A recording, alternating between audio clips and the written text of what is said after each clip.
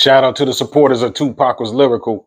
This right here, you're going to get into I Get Around, one of Tupac's biggest hits, one of his greatest hits, one of his best hits. Reason why I say that, because when you check out Tupac's first album and you hear when Shock G explains this. On the tour bus, we were looking at Pac's first album. We were like, oh, you doing good, Pac. You know, he was like in the 40s or 50s somewhere with his first album. Sons of the P was in the top 10 and had just got certified and all that. And I remember Pac storming out the room looking at the chart how his album went. And he just looked at me and went, if I could get a beat like Kiss You Back. Walked away. I was like, whoa. Because usually I let him pick the tracks. He was like, yeah, I want this one, I want this one. But then I realized he wanted me to get involved and tell him, this is the star track. He was telling me that he can't pick them, just give me something hot, you know? So I made sure he got I Get Around. And it's crazy because the I Get Around beat was made in 1992. And I remember Money B saying, the original beat to I Get Around was supposed to be a Digital Underground song. So we actually had that beat and we was riding around with it for about 6 months. But we knew it was a hit. We knew the track was a hit, but nobody wanted to fuck it up. Tupac got it. Shock was like, yo, I got to turn in my album. In October, you got something for it. And this is like in the summertime. And Shock was like, well, we got this one track everybody liked, but nobody did nothing to it. See if you could do something to it. So when you think about the way Tupac put it down, how amped he was to get a dope ass beat from Shock G and to really make a hit, you really see how Tupac really put his all into it to make sure that this song was dope. So much so that Kirk Burroughs said this. It was a song that was so emphatic, that was so across the board, so in your face, so boy meet girl, so corner boys love it, so the ladies loved it. It was a hit. So why not try to figure out how to get something like that for your artist, because you're about to come, and this is what you have to compete up against. A record as huge as that. In artistic merit as well as sales at this point. The video was fun. Who didn't want to be in that mix? Who didn't want to have that lifestyle? Who didn't want to live that life? So when you're setting an artist up, you're presenting their lifestyle. Tupac was a master of that, a master of marketing, editing, brevity. He can get the point across. I get around. We had to figure out how to match better or surpass records like that. So now let's get into Tupac's first verse of I Get Around. And mind you, once again, that this particular song was recorded in 1992 and it was released in 1993. So it just goes to show you how amped and the enthusiasm and the inspiration and the fire and the passion that Tupac had once Shock G gave him a dope beat. And let me add this. What also made the I Get Around beat fire was that it was used, was that it sampled this. Once you step in the arena.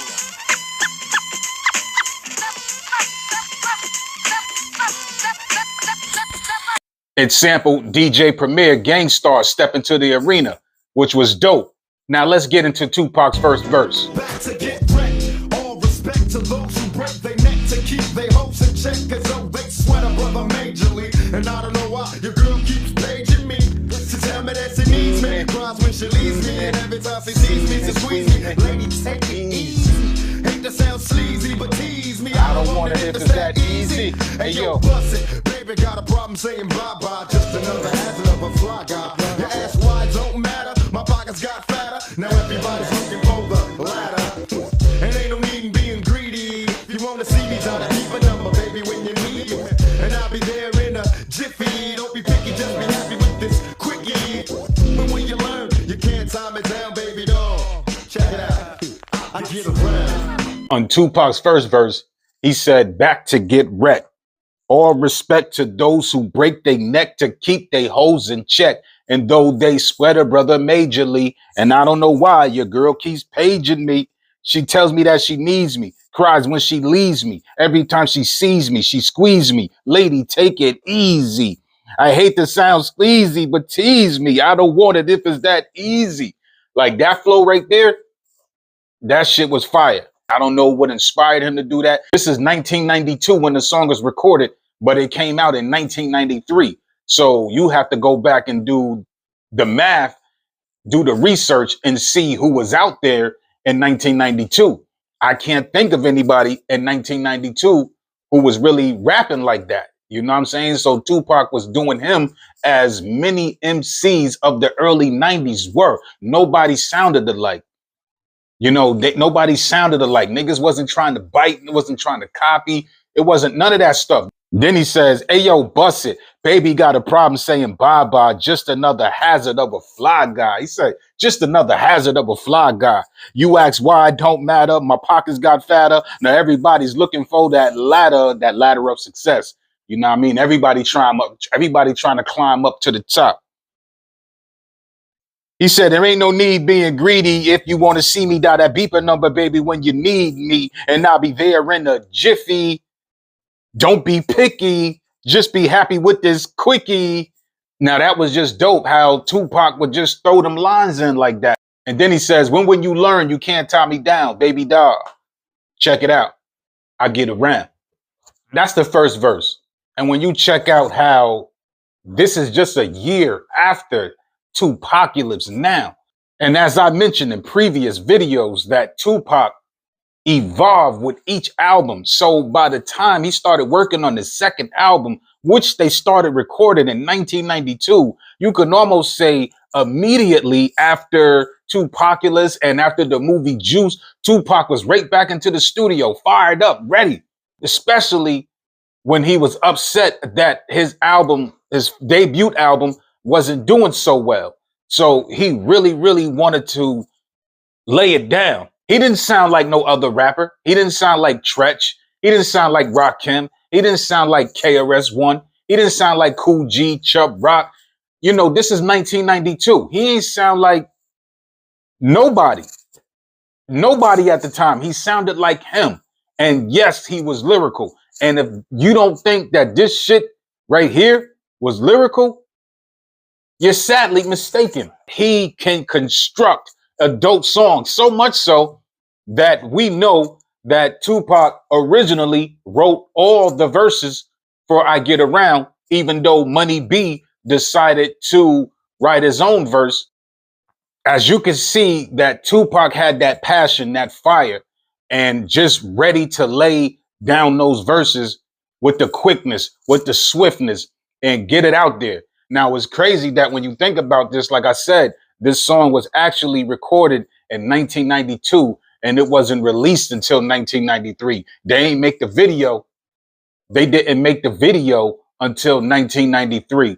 And as Kirk Burroughs had mentioned, that this video and this particular song was used as a template.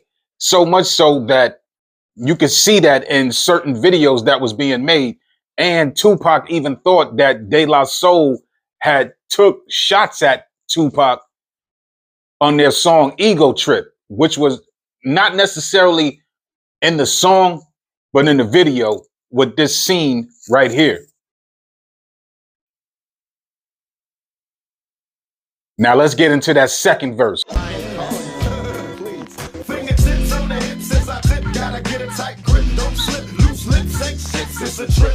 I love the way she licks her lips, see me jocking, put a little twist in her hips, cause I'm watching conversations on the phone to the break of dawn. Now we all alone while the lights on, turn them off, time to set it off, get you wet and soft, something's on your mind, let it off.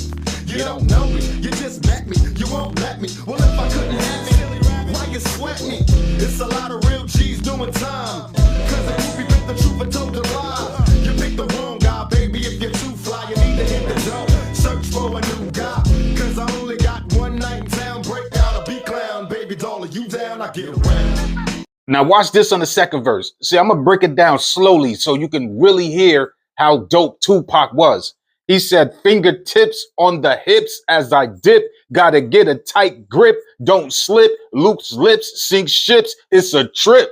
I love the way she licks her lips. See me jocking. Put a little twist in her hips because I'm watching. See how we switched that up on you? This is 1992. I gotta highlight that. Although we heard it in 1993. This is only a year after what Tupac demonstrated on his debut album. So you gotta see the evolution in Tupac. And once you hand him some dope beats, he evolves immediately. This is why Me Against the World was so dope. This is why All Eyes on Me was so dope. When he started getting those beats, it was just like, man, the Machiavelli. So if Tupac would have lived, the more dope beats he would have had, the more creative he would have became, and the more lyrical he would have showed these motherfuckers that think he's not lyrical. And the lyricism that Tupac was spitting back then, a lot of motherfuckers can't touch now. For instance, there's a dude that came on my channel talking about Tupac was lyrical and Tupac is his favorite MC, but he can name 30 rappers who are lyrically better than him. Get the F out of here with that BS. Why would you even mention that? Why did you even feel it was necessary to say that Tupac is your favorite and admit that he's lyrical and then say you can mention 30 rappers that's better than him? Why you got to put 30 rappers against that one man? That doesn't make sense overall. Again, Tupac never claimed that he was the better than that MC, or Tupac never claimed that he was the best MC. He just claimed that he was the realest MC. And y'all people got to stop forgetting that. Stop overlooking that and stop neglecting that. Let me finish this second verse. He said, conversations on the phone till the break of dawn. Now we all alone. Why the lights on? Turn them off. Time to set it off. Get you wet and soft. Something's on your mind. Let it off. Let me say that again. Because when you break it down in poetry form, because everybody says Tupac was a poet, and he definitely was. If you could read this in spoken word form, and you could just see like, wow. But when you put the beat behind it, then you also can't just keep calling him a poet. You got to say that brother was an MC. So he said, conversations on the phone till the break of dawn. Now we all alone. Why the lights on? Turn them off. Time to set it off. Get you wet and soft. Something's on your mind. Let it off. You don't know me. You just met me. You won't let me. But if I couldn't have you, then why you sweat me? Because there's a lot of real G's doing time. Because the groupie bent the truth and told the lie. He said, because the groupie bent the truth and told the lie. It's crazy because Tupac said this in 1992. Let me highlight that.